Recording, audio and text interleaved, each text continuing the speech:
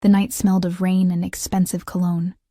I brushed droplets from my secondhand jacket as I hurried through the back entrance of Bellissimo, my waterlogged shoes squeaking against the polished marble floor. The restaurant hummed with the gentle clinking of crystal glasses and the murmur of wealthy patrons who wouldn't look twice at someone like me. "You're late again, Sophia." Marco, the floor manager, didn't bother hiding his disapproval as he thrust a crisp black apron into my hands. "Third time this week. I'm sorry. The bus broke down and—" "Save it," he cut me off with a wave of his manicured hand. "Table 7 needs fresh bread, and 12 is waiting for their check. And for God's sake, do something with your hair." I nodded, quickly tucking stray brown strands behind my ears, trying to smooth the frizz the rain had left. Bellissimo wasn't just any upscale Italian restaurant in Chicago. It was the place where power deals happened, where politicians and businessmen gathered over $200 bottles of wine. And I was just the invisible person refilling their water glasses. But the job paid well above minimum wage, and with Lily's medical bills piling up, I couldn't afford to lose it. My 4-year-old daughter's asthma treatments weren't going to pay for themselves, especially now that her father had disappeared with most of our savings. 6 months gone. No trace of him. Only the crushing debt he'd left behind. I straightened my uniform and entered the dining room, immediately slipping into the practiced rhythm of service. Smile, pour, nod, disappear. The wealthy didn't want to acknowledge the help. They wanted us to materialize when needed and evaporate when not. That's when I first noticed him. He sat alone at table 19, partially obscured by a large decorative column. Unlike our usual patrons who demanded attention with their loud voices and expansive gestures, this man seemed to absorb light rather than reflect it. Dark hair peppered with silver at the temples, clean-shaven face with angles that could cut glass. He wore a charcoal suit that probably cost more than my yearly rent.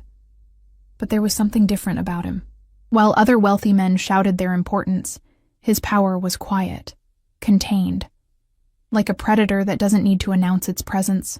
What struck me most was how he watched everything. Not in the way customers usually surveyed the room, looking for friends or better tables, but with the methodical assessment of someone cataloging every exit, every face, every potential threat. "New guy at 19, whispered Gabriella, another waitress as we passed each other.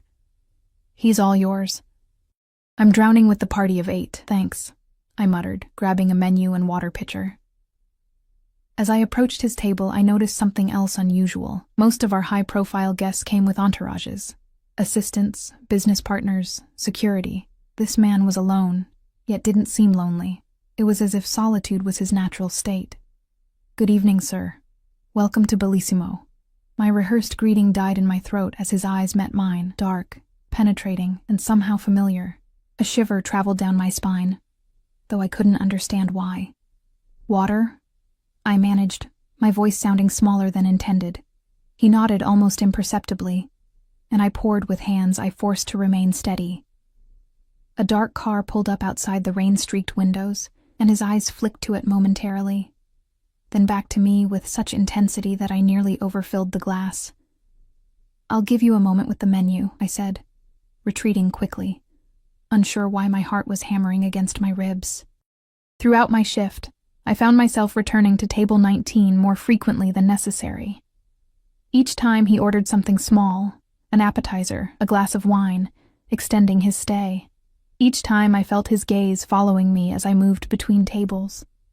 Not leering or inappropriate like some customers, but observant, as if I were a puzzle he was trying to solve. Near midnight, as the restaurant emptied and I began clearing his table, he finally spoke. "You look tired." His voice was deep, accented with traces of Italian that the expensive education couldn't completely erase. I froze, unused to being seen, truly seen by anyone in this place. "I'm fine, sir." "You have another job?" It wasn't really a question. I shifted uncomfortably. "I have a daughter to support." Something flickered across his face. Surprise, perhaps, or interest. "How old?" The question was personal, crossing the boundary between server and customer. Yet I found myself answering. 4. He nodded, as if confirming a suspicion, then placed his napkin on the table and stood. He was taller than I'd realized, his presence filling the space between us. From his pocket, he withdrew a leather wallet, removed several $100 bills, and placed them under his water glass. "For your daughter," he said simply. Pride flared inside me. "I don't accept charity, sir." His mouth quirked in what might have been amusement. "It's not charity. It's a tip for excellent service." "That's more than I make in a week. Then perhaps you're undervalued." He stepped closer, and I caught the scent of his cologne, something expensive but subtle, like cedar and amber.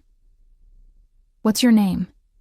"Sophia," I answered, though every instinct told me to lie. He studied me for a long moment, then reached into his jacket and produced a business card, plain white with only a phone number embossed in black.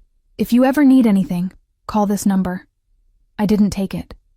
"I don't even know who you are." For the first time, he smiled. A small, dangerous thing that didn't quite reach his eyes. "No, you don't." He set the card on the table beside the money. "But I know who you are, Sophia Pierce. I know about your daughter Lily's medical condition. I know your ex-husband Thomas disappeared with $70,000 of joint savings and credit card debt. I know you work here 5 nights a week and at the pharmacy on Westlake during days." Ice flooded my veins. "How could you possibly take the money?" he interrupted softly. "And the card. Chicago winters are cold, and children's medicine is expensive." Before I could respond, the front door opened, admitting a gust of cold air and a large man in a dark suit who nodded respectfully toward my customer. The silent communication between them was clear. It was time to leave. As he moved past me, he paused, leaning slightly closer. "I'll be seeing you again, Sophia." It wasn't until he disappeared into the rainy night, sliding into the back of a sleek black car with tinted windows, that I realized I was shaking. I stared at the business card, plain and threatening in its simplicity. Who was he? How did he know so much about me? Marco appeared beside me, his face unusually pale. "Do you have any idea who that was?" I shook my head. "Alessio Russo." He whispered the name like it might summon a demon. "He owns this restaurant, and half the city." The name hit me like a physical blow. Everyone in Chicago knew of the Russo family. Old money, old power, old rumors of connections that reached far beyond legitimate business. The kind of people you read about but never encountered. The kind who could make problems and people disappear. "That's impossible," I stammered. "He can't be. The owner is some elderly Italian man who lives in Milan. I've seen his picture in the office." Marco laughed, a sharp, nervous sound. "That's his uncle," the face they put forward. "Alessio runs everything now, has for years. He never comes here himself, never." "Then why tonight?" Marco's eyes dropped to the card and money still on the table. "I don't know, but whatever you did to get his attention, God help you." I slipped the card into my pocket, my mind racing. Why would someone like Alessio Russo take interest in a single mother struggling to make ends meet? What could he possibly want from me? As I finished my shift, gathering my thin jacket against the promise of more rain, my phone buzzed with a text from Mrs. Abernathy, my elderly neighbor who watched Lily while I worked nights. "Lily's having trouble breathing again. Used the inhaler, but it's not helping much. Maybe time for ER?" Panic gripped me. Another emergency room visit would be another $1,000 I didn't have. The memory of Alessio's money, still in my apron pocket, suddenly felt less like an insult and more like salvation. The following night, I arrived early for my shift, my thoughts still tangled around the mysterious man and his inexplicable interest in me. Lily had stabilized without a hospital visit, but the close call had left me shaken and even more aware of my financial precarity. "You've been moved to private dining room 3 tonight," Marco informed me as I clocked in, avoiding my eyes. "What? Why?" "I always work the main floor. Owner's instructions." He busied himself with the reservation book. "Just you, serving 1 table." My stomach dropped. "Is it?" "Don't ask questions you don't want answers to, Sophia." Marco looked up finally, his expression uncharacteristically kind. "Just be professional, and forget whatever happened last night." Men like him. They're dangerous to know. Private dining room 3 was Bellissimo's most exclusive space, reserved for celebrities and politicians who required discretion. As I entered to prepare the table, I found a garment bag hanging on a rack in the corner. my name written on a card attached to it. Inside was a black dress, simple but elegant, with matching shoes that looked exactly my size. No note, no explanation. Just the clear expectation that I would wear it. I should have walked out. Should have quit on the spot. But Lily's wheezing breaths from the night before echoed in my memory, and I thought of the growing pile of overdue notices on my kitchen counter. So I changed, the silk of the dress cool against my skin, and wondered what price I might ultimately pay for this moment of weakness. At precisely 8 o'clock, the door opened, and Alessio Russo entered, this time flanked by 2 men whose bulky jackets couldn't quite disguise the weapons they undoubtedly carried. They swept the room with practiced efficiency before stationing themselves outside, closing the door behind them. Alessio stood watching me, his expression unreadable. "The dress suits you." "I prefer my uniform," I replied, struggling to keep my voice even. "And yet you changed. You didn't leave me much choice." He moved to the table, pulling out a chair not for himself, but gesturing for me to sit. "Everyone has choices, Sophia. You've made yours. Now I'm making mine." "Which is what, exactly?" His dark eyes held mine. "To offer you a proposition." I remained standing. "I'm supposed to be serving you dinner, not negotiating, whatever this is. Please sit." It wasn't a request, despite the please. "What I'm about to tell you requires your full attention." Against my better judgment, I sat, and he took the seat across from me, unbuttoning his jacket with a fluid motion that spoke of ingrained elegance. "3 years ago," he began, "a man named Thomas Pierce approached one of my businesses seeking investment capital for a pharmaceutical startup. He had credentials, recommendations, and a compelling proposal. I gave him access to certain resources." My breath caught. "Thomas, my ex-husband?" Alessio nodded once. 6 months ago, he disappeared. Not just from your life, but from mine. With considerably more than the 70,000 he took from you. The implications crashed over me like a wave. "You think I had something to do with that?" "Initially, that was a possibility we investigated." His tone was matter-of-fact, as if discussing the weather rather than my potential complicity in theft. "But you're clearly struggling financially, working 2 jobs, living in an apartment with faulty heating, and delaying medical care for your child. Not the profile of someone with access to several $1,000,000. I gripped the edge of the table. "Million? Thomas stole millions from you? From certain interests I protect, yes." Alessio leaned forward slightly. "Which brings me to why you're here. Thomas had a particular weakness. He talked too much when he felt comfortable, especially to his wife. Ex-wife," I corrected automatically, still reeling. "And he never mentioned you or any deal, perhaps not by name. But he might have mentioned contacts, meeting locations, security measures, details that seemed inconsequential at the time." I shook my head. "I don't know anything that could help you find him." "Perhaps not consciously." His eyes never left mine. "But memory is a curious thing, Sophia. Sometimes we know more than we realize." A chill ran through me. "So what? You want to interrogate me? Threaten me until I remember something useful?" For the first time, genuine surprise flickered across his face. "Is that what you think of me? I don't know what to think of you. I don't know you at all. Yet I know you." There was an odd note in his voice, almost gentle. "I know you graduated with honors in biochemistry before marrying Thomas. I know you had plans for medical school before your daughter's health complications redirected your priorities. I know you haven't dated since Thomas left. That you spend Sundays in the park with Lily when weather permits. That you keep a journal where you write poetry you never show anyone." Each revelation felt like a violation. "Why? Why would someone like you investigate someone like me so thoroughly?" He was silent for a moment, studying me with an intensity that made my skin prickle. "Because you're the key to finding Thomas. And what he stole."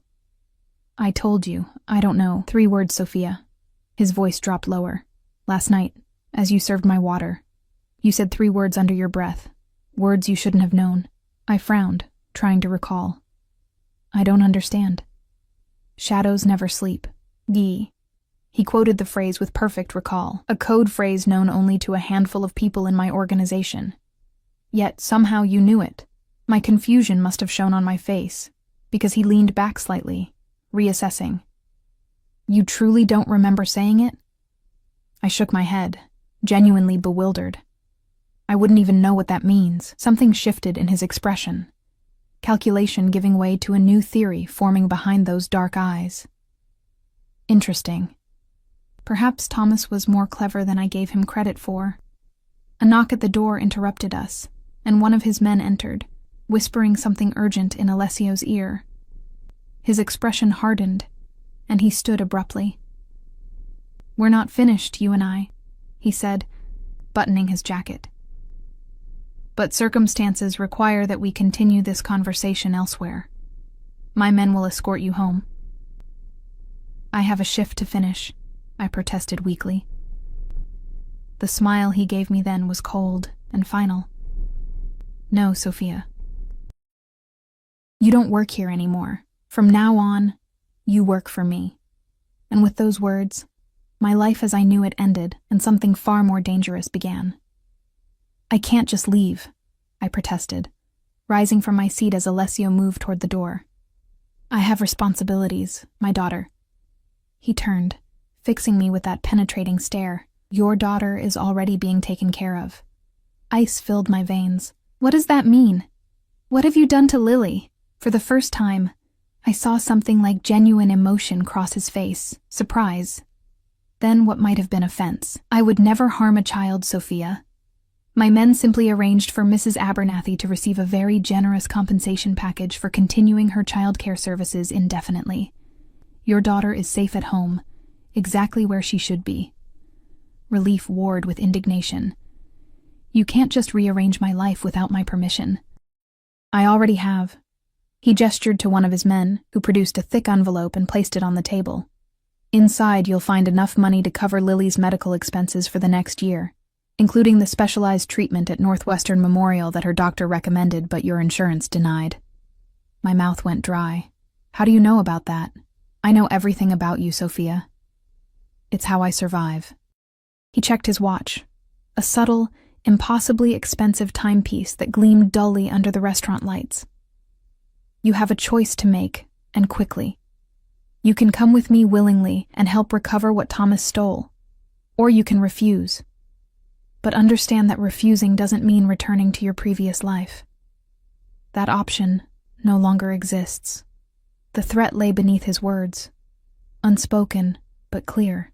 I thought of Lily, of the wheezing that woke her at night, of the treatments we couldn't afford. I thought of the mounting bills and the exhaustion that had become my constant companion. "What exactly do you want from me?" I asked, my voice steadier than I felt. "Your memories? Your insights into Thomas, and those 3 words you spoke, they suggest you know more than you realize. I intend to discover what that is, and when this is over, when you find Thomas or whatever he took." Something flickered in his dark eyes. Calculation, perhaps, or something I couldn't name. "Then you'll be compensated generously for your cooperation, and free to live whatever life you choose, with considerably more comfort than your current circumstances." I didn't believe him. Men like Alessio Russo didn't let loose ends dangle, but I also didn't see any other option that kept Lily safe and cared for. "I need to see my daughter first," I said, trying to establish some small measure of control. He studied me for a long moment, then nodded once. "A brief visit." "My men will accompany you." 20 minutes later, I found myself in the back of a sleek black SUV with tinted windows, sandwiched between 2 silent men in suits who might as well have had "dangerous" stamped on their foreheads. The city lights blurred past as we wound through Chicago's nighttime traffic, eventually pulling up to my shabby apartment building. 10 minutes, said the larger of the 2 men, the first words either had spoken. My apartment was on the 3rd floor of a building with an eternally broken elevator. As I climbed the familiar stairs, the men following at a respectful distance, I tried to process how completely my life had changed in the span of hours. Yesterday, I was an anonymous waitress struggling to make ends meet. Today, I was... what? A prisoner? An asset? Something else entirely? Mrs. Abernathy opened my apartment door before I could use my key, her weathered face creasing with relief. "Oh, Sophia," Your colleague explained you'd be working late. Such a nice young man, and so generous with the babysitting fee. I forced a smile, glancing past her to where Lily lay asleep on our pull-out sofa. Her dark curls splayed across the pillow, one small hand clutching her favorite stuffed rabbit. The steady rise and fall of her chest was the most beautiful sight in the world. "Is she okay?" I asked quietly. "Right as rain tonight," Mrs. Abernathy assured me. "No wheezing at all." And the nicest delivery came. One of those special air purifiers the doctor mentioned. Said it was a company benefit you'd earned. I swallowed hard, moving to kneel beside my sleeping daughter. Gently, I brushed a curl from her forehead. Lily stirred slightly, her eyes fluttering open. "Mommy?" she murmured sleepily. "I'm here, sweetheart." I kissed her forehead, breathing in the baby shampoo smell of her hair. "Mommy has to work a special job for a few days, but Mrs. Abernathy will stay with you, okay? Will you read me a story tomorrow?" The innocent question nearly broke me. "Not tomorrow, honey, but very soon. And when I come back, we'll have so many stories to read together." She nodded, already drifting back to sleep, secure in the absolute faith children have that their parents will always return. I tucked the blanket around her, then stood and quickly gathered some essentials from our cramped bedroom. Clothes, toiletries, the locket with a picture of Lily inside that I always kept close. As I prepared to leave, one of Alessio's men stepped forward, discreetly passing Mrs. Abernathy an envelope. "Mr. Russo wanted to ensure you had everything needed for the child's comfort," he said smoothly. "The second bedroom's heating issue has been scheduled for repair tomorrow morning. Mrs. Abernathy beamed. "Such a thoughtful employer you have, dear. Don't worry about a thing here." Outside, the night air had turned colder, and I hugged my jacket tighter around me as I slid back into the waiting SUV. "Where are we going?" I asked once we were moving again. "Somewhere safe," was the only response I received. Safe turned out to be a penthouse apartment in one of Chicago's most exclusive high-rises, with floor-to-ceiling windows offering a dizzying view of the city lights and Lake Michigan beyond. The space was minimalist but luxurious. All clean lines, neutral tones, and furniture that looked both beautiful and uncomfortable. "Mr. Russo will join you shortly," said the man who had escorted me up in a private elevator. "Make yourself comfortable. The kitchen is stocked, and there are clothes in the bedroom that should fit you." Before I could ask any of the dozens of questions crowding my mind, he was gone, the soft click of the door lock, confirming what I already suspected. I was a prisoner, albeit in a gilded cage. I explored the apartment cautiously. The kitchen was indeed stocked with gourmet foods and an impressive wine collection. The bedroom contained a closet full of women's clothing in exactly my size. Everything from casual wear to evening gowns, all with designer labels I'd only seen in magazines. The attached bathroom featured a shower with more settings than my car, and products that probably cost more than a week's salary at the restaurant. It was all so calculated, so prepared, that a new chill ran through me. How long had Alessio Russo been planning this? Had he been watching me for weeks, months? I changed out of the black dress into simple jeans and a sweater from the closet, trying to reclaim some sense of normalcy. Then I curled up in a chair by the window, watching the city below, feeling as distant from those twinkling lights, as if I were on another planet. I must have dozed off because I startled awake at the sound of the door opening.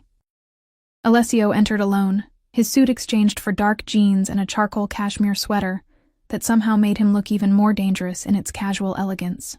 "I trust the accommodations are satisfactory," he said, moving to a cabinet where he poured 2 glasses of amber liquid.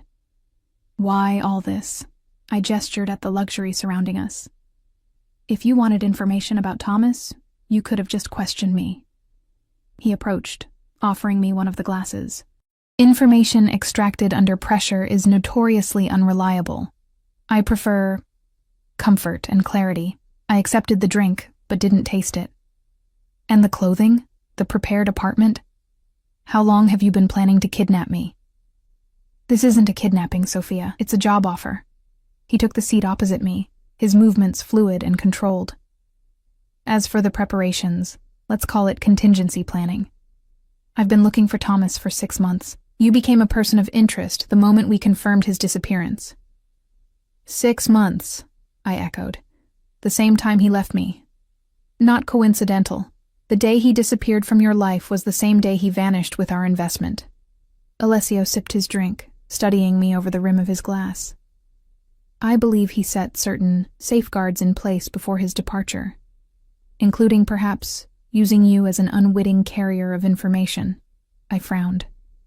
The 3 words, shadows never sleep. I still have no idea what that means or why I would have said it. It's a verification phrase used in sensitive communications among my inner circle, a passphrase that, when spoken, confirms the speaker is authorized to access certain information or locations. His dark eyes never left mine. The fact that you uttered it, apparently unconsciously, suggests Thomas embedded it somehow, a form of information hiding known as steganography. My biochemistry background hadn't prepared me for discussions of information security in criminal enterprises. That sounds like spy novel nonsense. A ghost of a smile touched his lips. Reality is often more fantastic than fiction, Sophia, especially in my world. And what world is that, exactly? I challenged, finding courage in exhaustion and confusion. Are you going to finally admit what everyone knows? That you're not just a businessman? His expression hardened slightly. What I am is a man of specific talents and responsibilities. My family has protected its interests in this city for generations. Sometimes that requires methods outside conventional business practices. It was as close to a confession as I was likely to get. So now what? I asked. You keep me locked up here until I magically remember something useful about a man who lied to me for our entire relationship? Not locked up. Protected. He set his glass down, leaning forward slightly. Thomas stole from dangerous people, Sophia. People who don't share my patience or restraint. If they discover your connection to him, your potential knowledge, they won't ask questions politely over drinks. A chill ran through me at the matter-of-fact way he described the threat. And Lily? Is she in danger too? Something flickered in his eyes, a softening I wouldn't have expected. Your daughter is under my protection now. No harm will come to her. Why would you care about protecting my child? For the first time, he seemed to choose his words carefully. Children should never suffer for their parents' mistakes. It's a principle I hold. There was a story there, but before I could pursue it, he stood, buttoning his suit jacket in a fluid motion. Tomorrow, we begin the process of recovering your memories about Thomas. Where he might have gone, what he might have hidden, and most importantly, why you spoke those 3 words. Tonight, rest. You're safe here. Am I? I challenged. Safe from what, exactly? You? Your enemies? My own past, apparently? He paused at the door, looking back at me with an expression I couldn't decipher. All of the above, Sophia. All of the above. After he left, I explored the apartment more thoroughly, looking for some way to contact the outside world. There was no phone. The television worked but had no cable or antenna connection, only streaming services. The sleek laptop on the desk opened to a browser that seemed deliberately limited to certain websites. No email, no social media, nothing that could be used to communicate. Even the windows, for all their spectacular views, didn't open more than a few inches. Not that I'd have considered a leap from 30 stories up. I was effectively isolated, dependent entirely on Alessio Russo's word that my daughter was safe and cared for. The realization brought a wave of helpless anger that eventually dissolved into exhausted tears. I woke the next morning to sunlight streaming through the enormous windows and the smell of coffee. For a disorienting moment, I thought I was home, that Lily would come bouncing in at any second demanding breakfast and stories. Reality crashed back as I registered the unfamiliar luxury around me. I'd fallen asleep in the chair by the window, and someone had draped a soft blanket over me without waking me. A disturbing thought. Following the coffee aroma to the kitchen, I found a full breakfast laid out. Fresh pastries, fruit, yogurt, and a folded note with my name written in an elegant, decisive hand. Sophia, business requires my attention until afternoon. Help yourself to anything in the apartment. At 1 p.m., Antonio will escort you to our first session with Dr. Mercer, who specializes in memory recovery techniques. Wear something comfortable. The casual domesticity of the note, as if this were some consensual arrangement rather than coercion, made my blood boil. Yet the coffee was perfectly prepared, and hunger eventually overcame principle. As promised, at precisely 1 p.m., a knock came at the door. The man called Antonio, one of the silent suits from the previous night, escorted me down to the private garage where a different black SUV waited. "Where are we going?" I asked as we pulled into traffic. "Russo Medical Research Facility," Antonio answered, his first full sentence to me. "Outskirts of the city." The drive took nearly an hour, moving from Chicago's dense urban landscape to more industrial areas and finally to a campus-like setting surrounded by trees and high fencing. The building itself looked sleek and modern, with reflective glass and clean architectural lines. Nothing about it screamed mob-owned facility, but the armed security at the gate told a different story. Alessio was waiting in a spacious office overlooking a central courtyard. He wore a different suit today, navy blue, immaculately tailored, and was engaged in intense conversation with an older man in a lab coat when Antonio ushered me in. "Ah, Sophia." Alessio dismissed whoever he'd been speaking with and turned his full attention to me. "I trust you slept well?" "As well as any prisoner might," I replied coolly. His mouth tightened slightly. "You're not a prisoner. You're a guest whose movements are temporarily restricted for your own safety. A gilded cage is still a cage, Mr. Russo." "Alessio," he corrected, gesturing to a seating area where a slender woman with silver-streaked dark hair waited. "And this is Dr. Eleanor Mercer, a specialist in cognitive retrieval and memory science." "Doctor." Mercer smiled warmly, extending her hand. "It's a pleasure to meet you, Sophia. I understand you've had quite a disruptive few days." Her sympathetic tone almost broke through my defenses. Almost. That's one way to describe being forcibly removed from my life and separated from my daughter. If the doctor was fazed by my hostility, she didn't show it. "I understand your frustration. Perhaps we can work quickly and effectively so you can return to your normal routine as soon as possible." "That's entirely my intention," Alessio interjected smoothly.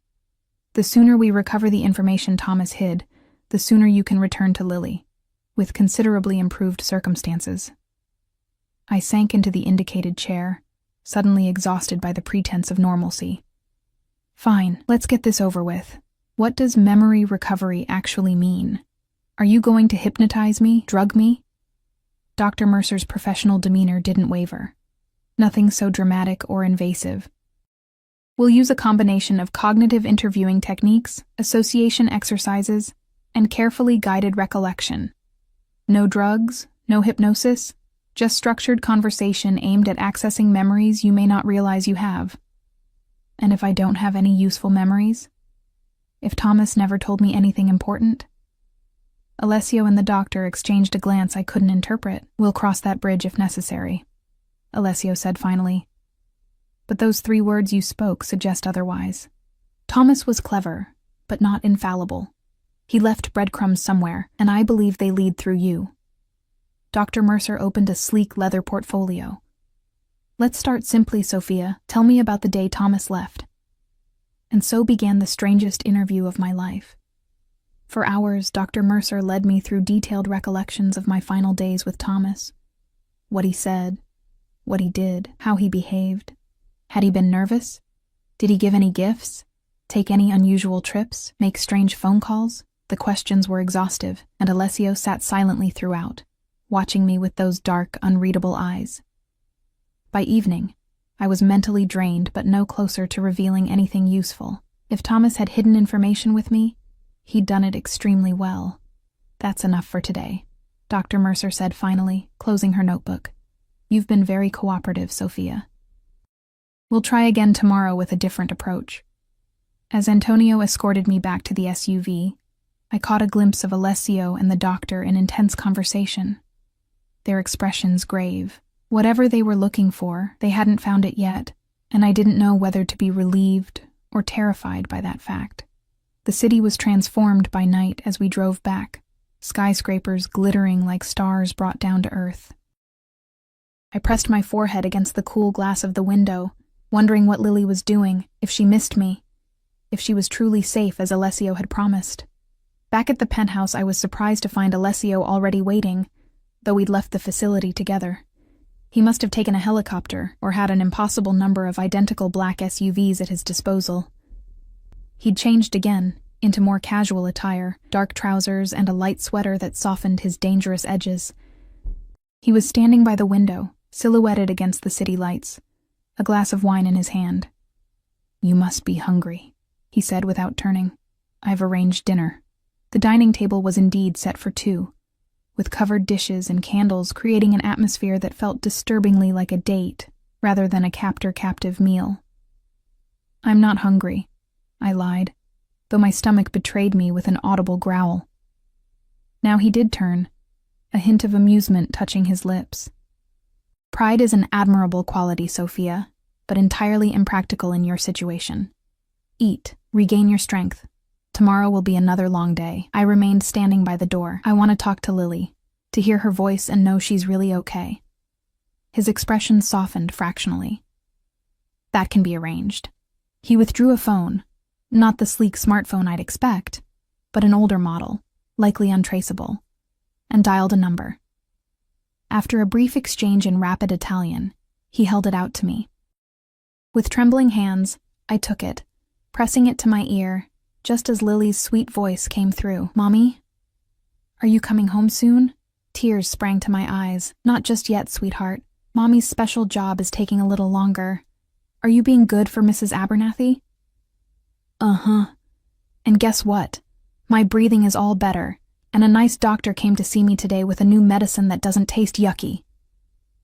My eyes shot to Alessio, who was watching me intently. "A doctor? Dr. Martinez, from the Special Children's Hospital. She said you asked her to come, and now I have a new inhaler that's shaped like a dinosaur." Dr. Martinez was indeed the specialist I'd tried unsuccessfully to get an appointment with for months. How had Alessio arranged it so quickly? And why? "That's wonderful, baby. I'm so glad you're feeling better." We talked for a few more precious minutes before Lily got distracted by something Mrs. Abernathy was showing her. After goodbyes and promises to call again soon, I handed the phone back to Alessio, my emotions a tangle of gratitude and suspicion. "Why?" I asked simply. He pocketed the phone. "Why what?" "Why arrange specialist care for Lily? It doesn't help you get information from me." He moved to the table, uncovering dishes that released enticing aromas. "Consider it an investment in our working relationship. Your cooperation will be more genuine if you're not distracted by worry for your child." It was a calculated answer, pragmatic and cold, yet something in his expression made me wonder if there was more to it. "Now, please." He gestured to the chair opposite his. "Join me for dinner. We have much to discuss about tomorrow's session." Reluctantly, I sat, the memory of Lily's happy voice echoing in my ears, a reminder of exactly what I stood to lose if I didn't play along with whatever game Alessio Russo was orchestrating. Dinner with Alessio was a surreal experience. The food, an exquisite Italian spread that would have cost a week's salary at Bellissimo, tasted like ashes in my mouth despite its obvious quality. We ate in silence for several minutes before he finally spoke. "You have questions," he stated, not looking up from his plate. "Ask them." I set down my fork. "Why me?" "If Thomas stole from you, there must be other ways to track him down. Ways that don't involve kidnapping an innocent waitress." His dark eyes met mine. "You're hardly innocent in this, Sophia. You were married to him for 5 years. You shared his home, his bed, his life. And clearly knew nothing about him," I countered. "The man I thought I married was a pharmaceutical researcher with student loans and modest ambitions. Not someone who steals millions from whatever you are." A ghost of a smile touched his lips. "And yet, you spoke those 3 words. Shadows never sleep. That makes you either complicit or useful. I'm giving you the benefit of assuming the latter. These memory recovery sessions," I said, changing tactics. "How long do they continue if I don't magically produce the information you want?" Alessio sipped his wine, considering. "That depends entirely on you. Dr. Mercer believes Thomas may have used a technique called subliminal encoding. essentially hiding information in your subconscious through repeated exposure to certain stimuli. If that's the case, it may take time to surface. And if it never does, his expression hardened, it will. Thomas was many things, but he wasn't suicidal. He would have created a fail-safe, a way to recover what he took if circumstances required it. You are that fail-safe, whether you realize it or not. I pushed my plate away, appetite gone. You keep saying Thomas stole millions. What exactly did he take? Money? Information? Drugs? For the first time, Alessio seemed genuinely hesitant, weighing how much to reveal. Research, he finally said. Experimental pharmaceutical formulations with significant market potential. You mean illegal drugs? I mean life-saving medications being developed outside the crippling bureaucracy of traditional approval channels. His voice took on an edge I hadn't heard before. Treatments that could help people like your daughter, who can't wait years for FDA validation while insurance companies deny coverage. The mention of Lily sent a chill through me. Don't bring my daughter into this. She's already in this, Sophia. Thomas ensured that when he chose you as his unwitting courier, he set down his wineglass with deliberate care.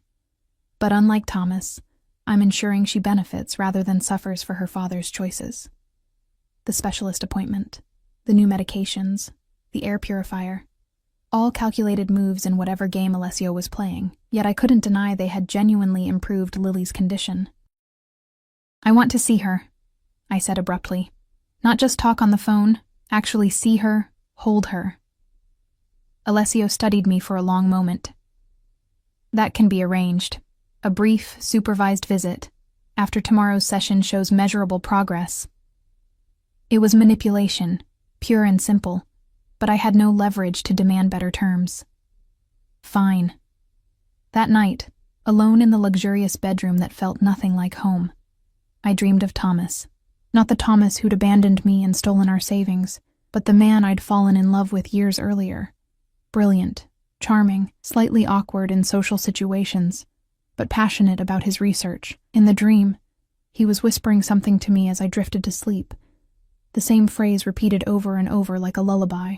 I strained to hear the words, knowing somehow they were important, but they remained just beyond comprehension. I woke with tears on my cheeks and a pounding headache, the ghost of those unheard words lingering like smoke. The second day with Dr. Mercer took a different approach. Instead of detailed questioning, she had me close my eyes and guided me through visualization exercises, asking me to picture specific rooms in the home I'd shared with Thomas, to walk through our daily routines, to recall seemingly insignificant moments. Focus on the 2 weeks before he left, she instructed. Was there anything unusual about his behavior? New habits? Changes to his routine? I struggled to concentrate, the headache from morning still pulsing behind my eyes. He was working late a lot, said he was close to a breakthrough, and when he came home these nights, I frowned. An odd memory surfacing. He would make me tea, every night. Said it helped him unwind to watch me drink it. Dr. Mercer exchanged a significant glance with Alessio, who had been silently observing from the corner. This tea, was it a special blend? Some herbal thing, tasted bitter unless I added honey. He insisted it had health benefits. And while you drank it, the headache intensified as I pushed against a strange resistance in my memory. He would talk. Sometimes just about his day, but other times, I don't know. It gets fuzzy. Fuzzy how? Dr. Mercer pressed. Like listening underwater. His voice would get rhythmic, almost like he was reading something, but I can't remember the words. Another meaningful look between the doctor and Alessio. I think that's enough for today, Dr. Mercer said, making a note in her file. You're experiencing some resistance, which is normal when accessing repressed or subliminally encoded memories. We'll try a different approach tomorrow. As Antonio drove me back to the penthouse, I noticed we weren't taking the same route as before. Where are we going? I asked, suddenly alert. Mr. Russo arranged for you to see your daughter, as promised. Antonio replied, his tone neutral. We're making a detour to the park where Mrs. Abernathy takes her in the afternoons. My heart leaped. He's actually letting me see Lily. Antonio's eyes met mine briefly in the rearview mirror. Mr. Russo keeps his word.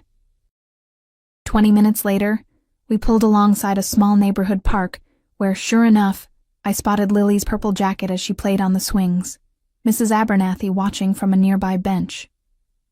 10 minutes, Antonio said as we parked. I'll be watching from here. I didn't wait for further instructions, practically running across the grass toward my daughter. Lily spotted me halfway there, her face lighting up with pure joy. Mommy! She launched herself off the swing and raced toward me. I knelt, catching her in my arms, breathing in the familiar scent of her hair, her skin, her little girl warmth. Oh, baby, I missed you so much. Are you done with your special job? She asked, pulling back to study my face. Not yet, sweetie, but soon. I smoothed her curls, noticing that her breathing seemed easier. No wheezing despite the exertion of running. How are you feeling? All better, Doctor. Martinez gave me special medicine, and the breathing monster went away. Tears pricked my eyes. That's wonderful, Lily. Mrs. Abernathy approached, smiling. She's like a different child, Sophia. So much energy now that she can breathe properly. And the apartment is so much more comfortable since they fixed the heating. I nodded, not trusting myself to speak. Everything Alessio had promised about Lily's care had been fulfilled, which only made our situation more complicated. My 10 minutes passed in a blur of hugs, and Lily's excited chatter about her new medications, and the toys that had mysteriously appeared in our apartment.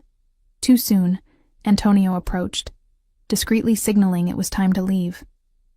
Saying goodbye to Lily was agony. I held her tight, promising to return soon, trying to memorize every detail of her face. The nice man said you're helping people get better, like Dr. Martinez helped me, Lily said as I prepared to leave. Is that true? I froze. What nice man, Lily? The one with the dark eyes. He came with Dr. Martinez and gave me a teddy bear. He said you're very brave in helping people who are sick. Alessio had visited my daughter. The realization sent a conflicting wave of fear. And something else. Something I didn't want to examine too closely. Through me. Yes, I said finally, forcing a smile. That's what I'm trying to do. Back in the SUV, anger replaced my earlier joy. You didn't tell me Alessio visited my daughter. Antonio's expression remained impassive. Not my information to share. The rest of the drive passed in tense silence. When we arrived at the penthouse, I was surprised to find Alessio himself waiting, standing by the window, in what I was beginning to recognize as his habitual pose, surveying the city like a kingdom he controlled. You went to see my daughter, I said without preamble, without telling me. He turned, his expression unreadable. I wanted to ensure the medical care I arranged was adequate. You had no right. I had every right, he interrupted coolly. Your daughter's well-being is now my concern, just as yours is. Why? Why would a man like you care about a child you've never met? Something flickered in his dark eyes. A shadow of emotion quickly suppressed. I have my reasons. That's not good enough. Emboldened by anger and the lingering warmth of Lily's embrace, I stepped closer. If you want me to cooperate, to trust whatever this memory recovery process is, I need honesty. What's your interest in my daughter? Alessio was silent for a long moment, weighing something behind those impenetrable eyes. Finally, he moved to a sideboard and poured himself a drink. 15 years ago, he began, his voice low and controlled. My sister had a daughter with severe asthma, similar to Lily's condition. The available treatments were inadequate. I invested heavily in research for better options, but the regulatory process was too slow. He took a measured sip of his drink. She died during a particularly severe attack. She was 4 years old. The simple statement, delivered without visible emotion, nevertheless carried a weight of grief that seemed to fill the room. I'm sorry, I said softly, my anger deflating. Your sympathy is unnecessary. It was a long time ago. He set down his glass. But it did teach me that official channels aren't always sufficient when children's lives are at stake. The research Thomas stole, it includes treatments for severe respiratory conditions, treatments that could help children like Lily. I studied his face, looking for deception, but finding only that carefully maintained control. So this is personal for you. Everything in my world is personal, Sophia. That's a lesson Thomas failed to appreciate when he betrayed my trust. Alessio moved toward me, stopping close enough that I could catch the subtle scent of his cologne. Rest well tonight. Tomorrow's session will be more intensive. That night's dream was more vivid than before.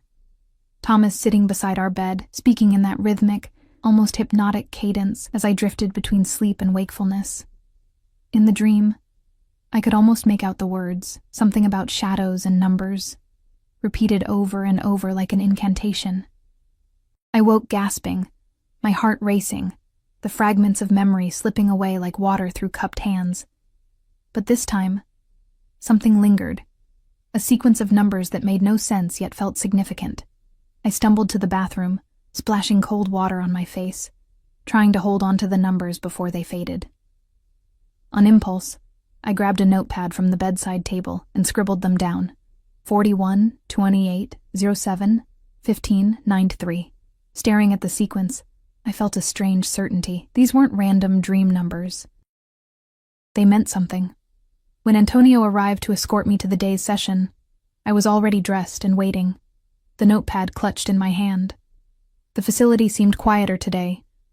Fewer staff in the hallways as we made our way to Dr. Mercer's office. Alessio was already there, engaged in low conversation with the doctor. Both looked up as I entered, and I noticed immediately that something had changed. There was a new tension in the room, an urgency that hadn't been present before. "You look troubled," Alessio observed, studying my face with those penetrating eyes. Instead of answering, I held out the notepad. I dreamed about Thomas last night, about him speaking to me while I was half asleep. I remembered these numbers. Dr. Mercer took the pad, examining the sequence with professional interest. "This is excellent progress, Sophia. Your subconscious is beginning to release the encoded information." "What does it mean?" I asked. "That's what we need to determine." She gestured to a comfortable chair. "Today we're going to try something different, a mild sedative combined with guided memory retrieval. It will help lower the barriers your mind has constructed." I took an instinctive step back. "You want to drug me?" "No way." "It's perfectly safe," she assured me. "Similar to twilight sedation used in minor medical procedures. You'll remain conscious and able to respond, but more receptive to accessing buried memories." I said no. I looked to Alessio, expecting anger at my defiance, but his expression remained calm. "It's your choice, Sophia," he said quietly. "But consider this. The sooner we recover what Thomas hid, the sooner you return to Lily permanently, not just for supervised visits." The manipulation was transparent but effective. I thought of Lily's face yesterday, her improved breathing, her confusion about my absence. "Fine," I relented. "But I want your word that this won't harm me." "You have it." Alessio's voice carried absolute certainty. "Nothing in this facility will cause you permanent harm. That I promise." The sedative was administered via IV. For precise control of dosage, Dr. Mercer explained. The effect was subtle at first, a gentle loosening of tension, as if the edges of the world had softened slightly. "I want you to close your eyes." Dr. Mercer's voice came from somewhere nearby. "Think about those nights when Thomas would make you tea. Focus on his voice, the rhythm of his words." I drifted in the strange half-consciousness, memories surfacing more vividly than before. Thomas sitting beside me, his voice low and hypnotic, repeating phrases as my mind floated in that space between wakefulness and sleep. "Shadows never sleep," I heard myself say, the words bubbling up from some hidden place. "The guardian watches through the night." Dr. Mercer's voice came as if from a great distance. "Very good, Sophia. What else does Thomas say in these sessions?" "Numbers. He repeats numbers, and a location." My tongue felt thick, the words forming slowly. The old boathouse, where we spent our first anniversary." "What's at the boathouse, Sophia?" "A box, sealed in concrete under the North Pier. The numbers are the combination." Through my haze, I heard rapid movement, murmured conversation. Alessio's voice, sharp with command, issuing instructions in Italian. "That's enough for today, Dr. Mercer said, and I felt a new sensation in my IV. Clarity slowly returning as the sedative was counteracted. As the fog lifted, I became aware of Alessio on his phone, speaking rapidly in that fluid Italian that somehow conveyed urgency without raising his voice. He glanced at me, his dark eyes unreadable, then stepped outside, still issuing commands. What did I say? I asked Dr. Mercer, who was removing the IV with practiced efficiency. You've made a breakthrough, she replied, her professional demeanor firmly in place. Your subconscious recalled information Thomas apparently planted during those nighttime sessions. A location, an access code. Cold realization washed over me. Thomas used me. He... hypnotized me? Made me a carrier for his secrets without my knowledge or consent? Something like that, yes. Dr. Mercer's voice held a hint of sympathy. A form of subliminal suggestion administered while you were in a suggestible state. Likely aided by something in that tea he insisted you drink. I felt violated in a way I couldn't articulate. Anger building like a physical pressure. So he drugged me, programmed me like some computer, then abandoned me when he got what he wanted. It appears so. The door opened, and Alessio returned, his expression tightly controlled, but with an energy I hadn't seen before. The intensity of a predator closing in on its prey. We've located the boathouse, he said without preamble. My men are securing the area now. And Thomas? I asked, not sure what answer I wanted.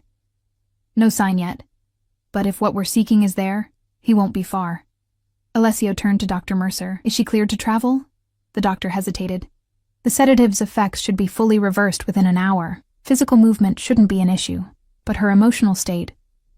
I'm fine, I interrupted, swinging my legs off the examination bed. And I'm coming with you. Alessio raised an eyebrow. That wasn't the plan. I don't care about your plan. Thomas used me, violated my mind, and betrayed my trust. If you're finding what he hid, I want to be there. I deserve that much. He studied me for a long moment, then gave a single, sharp nod. Get her something suitable to wear for a lakeside excursion, he instructed an aide. We leave in 30 minutes. An hour later, I found myself in a sleek helicopter, the Chicago skyline receding behind us as we flew north along the Lake Michigan shoreline. Alessio sat across from me, no longer in his immaculate suit, but in dark tactical clothing that somehow made him look even more dangerous. A weapon was visibly holstered at his side. No pretense now of being merely a businessman. The boathouse is part of a private lake resort in Wisconsin, he explained over the noise of the rotors. Closed for the season, minimal security. It's a good hiding place. Isolated, forgotten, but still accessible. How did Thomas know about it? He didn't. You did. Alessio's gaze was piercing. You mentioned it was where you spent your first anniversary. He leveraged your emotional connection to the place. Less likely to trigger suspicion if you ever consciously access the memory. The calculation of it made me feel sick. Had any part of my marriage been genuine, or had Thomas been using me from the beginning? As if reading my thoughts, Alessio leaned forward. Thomas Pierce wasn't his real name. We've confirmed he's Thomas Petrov, son of a Russian pharmaceutical executive with ties to various criminal enterprises. He's been running industrial espionage operations for years. The world seemed to tilt beneath me. I was married to a Russian spy? Not exactly. More of a high-level thief who sells to the highest bidder. The research he stole from us was just his latest acquisition. I stared out at the lake below, its surface dark and forbidding. Why are you telling me this now? Because you deserve to know who betrayed you. His tone held something I hadn't heard before. A hint of genuine respect. And because where we're going, there may be... complications. You think he'll be there. Alessio's expression hardened. If he's monitoring the location, our activity will have alerted him. That's why we're arriving with significant force.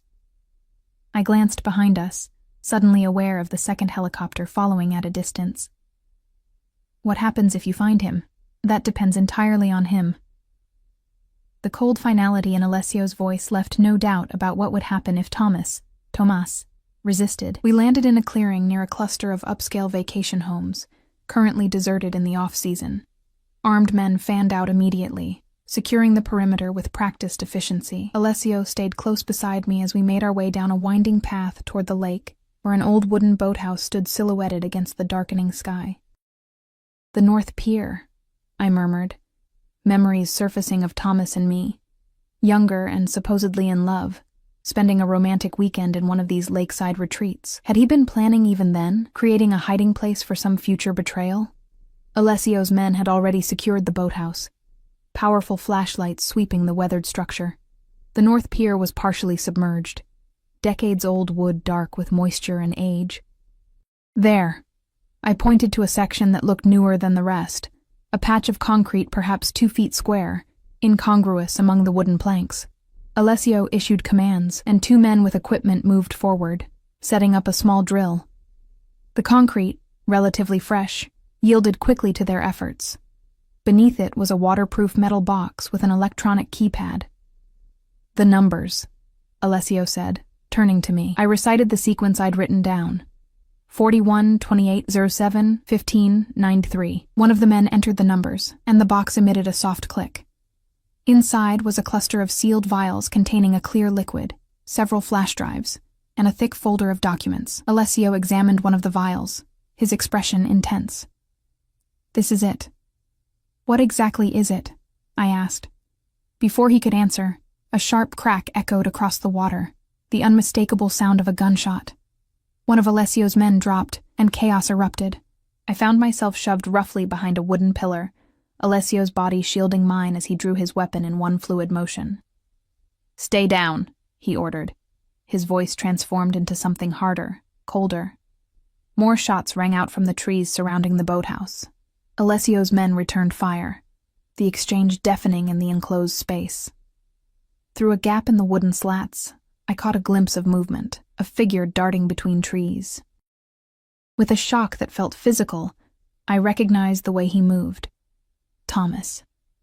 "That's him," I whispered, my voice barely audible over the gunfire. "That's Thomas." Alessio's eyes narrowed, tracking the movement I'd spotted. Without taking his gaze from the tree line, he pressed a radio at his shoulder and issued rapid commands in Italian. Immediately, several of his men began moving in a flanking pattern, circling toward the shooter's position. "Stay here," Alessio ordered, shifting his body to better shield me. "Whatever happens, don't move from this position." The intensity of his protection struck me even through the chaos.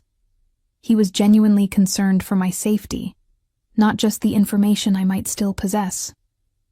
Another burst of gunfire erupted, closer this time. Through the fractured wooden slats of the boathouse, I glimpsed Thomas again, his face harder and colder than I remembered, a stranger wearing my husband's features. He was retreating systematically, firing with professional precision that confirmed everything Alessio had said about his true identity. "We need to move," Alessio said suddenly, his voice low and urgent. "He's trying to circle behind us." Before I could respond, the air was split by a deafening explosion. The far end of the boathouse erupted in flames, sending wooden debris flying across the water. Smoke filled the confined space, thick and disorienting. In the confusion, I felt Alessio's hand grip my arm, pulling me low and fast toward a side exit. We emerged into the gathering twilight, the cold lake air a shock after the smoke-filled interior.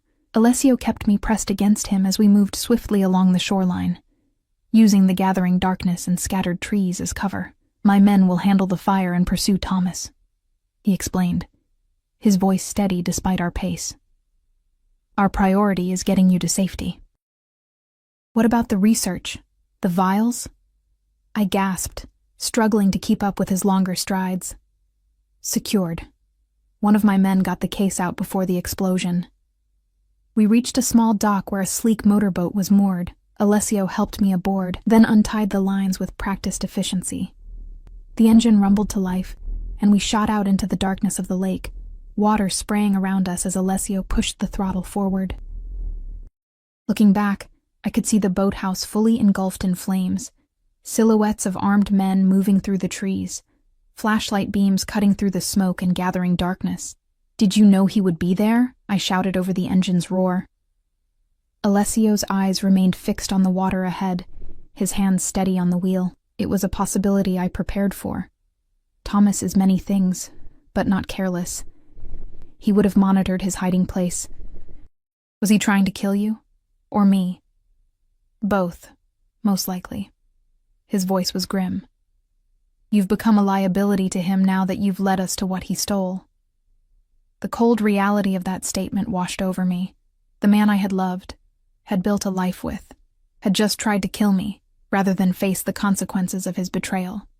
We traveled for perhaps 20 minutes before Alessio steered toward a small marina, where another black SUV waited.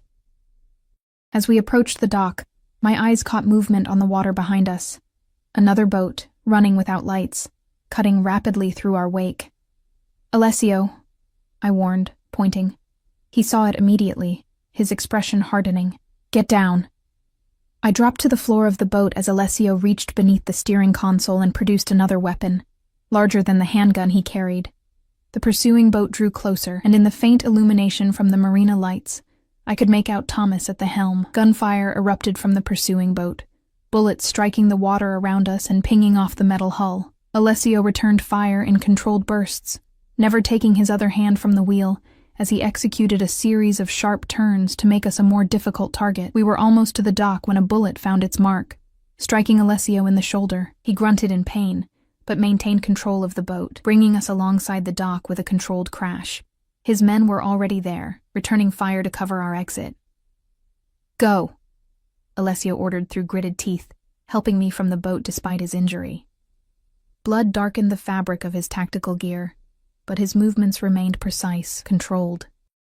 As his men helped us into the waiting SUV, I caught a final glimpse of Thomas's boat retreating rapidly into the darkness of the lake, pursued by another vessel filled with Alessio's security team. "We need to get you to a hospital," I said, as the SUV pulled away, eyeing the blood now freely flowing from Alessio's wound. He shook his head. "No hospitals. Too public, too many questions." He pressed a cloth against his shoulder. "We have medical facilities at my estate outside the city." "Your estate? I thought we were going back to Chicago." "Too dangerous now. Thomas knows I've recovered the research. He'll be desperate, unpredictable." Alessio's eyes, despite the pain I knew he must be feeling, remained sharp and focused. "My estate has security measures Chicago can't match." As we drove through the night, Alessio received regular updates through his earpiece, occasionally issuing new commands in that fluid Italian that still carried authority despite his injury. I gathered that Thomas had evaded immediate capture, but was being actively pursued. "Why did he do it?" I asked finally, the question that had been burning inside me since I first learned of Thomas's betrayal. "Why steal from you, knowing what you could do to him?" Alessio was silent for a long moment. "Greed, primarily. The research he took represents billions in potential profit, treatments for conditions like your daughter's, but also applications that extend far beyond legitimate medicine. Military applications, performance enhancements, cognitive alterations, like what he did to me, the subliminal programming. A cruder version, yes, the full research includes much more sophisticated methods." His voice hardened. "In the wrong hands, it becomes a weapon rather than a treatment. And in your hands, is it a treatment or a weapon?" He met my eyes, unflinching. "Both, but used with discretion and purpose, not sold to the highest bidder regardless of their intentions." The drive took over an hour, moving through increasingly rural landscapes until we turned onto a private road guarded by an elaborate security gate. Beyond stretched a vast property, manicured grounds surrounding what could only be described as a modern fortress disguised as a luxury estate. Sleek architectural lines combined with discreetly visible security measures. Cameras, motion sensors, armed personnel. We pulled up to the main house where a medical team was already waiting. They whisked Alessio away immediately, leaving me in the care of a composed older woman who introduced herself as Mrs. Vega, the estate manager. "Mr. Russo asked that you be given every comfort," she explained, leading me through the stunning interior of the home. "You'll be staying in the East Wing guest suite until arrangements can be made for your permanent situation." "Permanent situation?" I echoed, too exhausted by the day's events to fully process her meaning. "That will be for Mr. Russo to discuss once he's treated."